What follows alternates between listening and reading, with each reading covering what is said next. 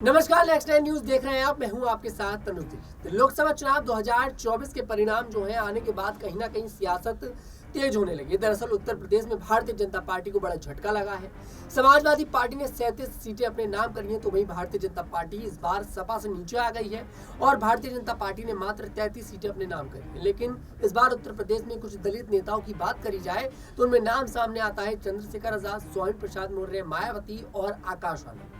लेकिन इन सभी में सबसे ज्यादा ऊपर जो नेता रहे वो रहे चंद्रशेखर आजाद, जिन्होंने नगीना सीट से चुनाव लड़ा और 1,50,000 वोटों के साथ जीत दर्ज करी। वहीं बात मायावती की करी जाए तो मायावती ने उत्तर प्रदेश में एक भी सीट किसी भी सीट पर वो जीत दर्ज नहीं कर पाई है। बीएसपी पार्टी इस बार उत्तर प्रदेश में फेल होती नजर आई।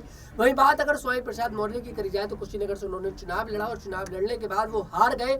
बुरी तरह उन्होंने हार का सामना करना पड़ा। चौथे स्थान पर वो आए। बात आकाश आनंद की करी जाए तो आकाश आनंद को कहीं ना कहीं मायावती ने खुद ही उनकी राजनीति पर फुल स्टॉप लगा दिया। लेकिन यहाँ पर बड़ा सवाल निकलकर सामने आता है, क्या अब उत्तर प्रदेश विधानसभा चुनाव में ये चारों दलित नेता एक साथ आएंगे और कुछ बड़ा कमाल यहाँ पर करते दिखाई देंगे?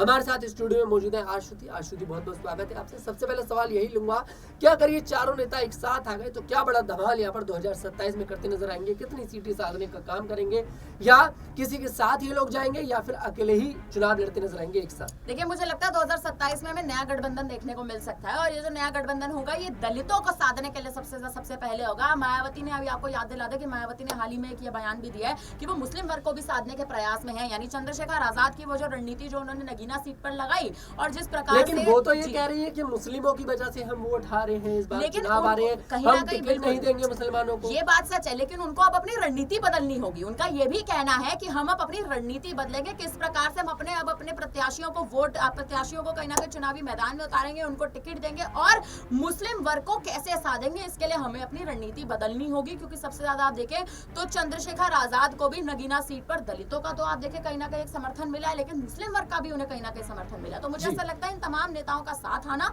कहीं ना कहीं 2027 में एक अलग उलटफेर होगा। जी, चंद्रशेखर आजाद कितने कामयाब हुए इस बार 2024 के चुनाव में, और जिस तरह से दलित नेता जो यहाँ पर निर्दलीय जो चुनाव लड़े उन पर चंद्रशेखर आजाद ने बिल्कुल तीर छोड़ने की कोशिश करी।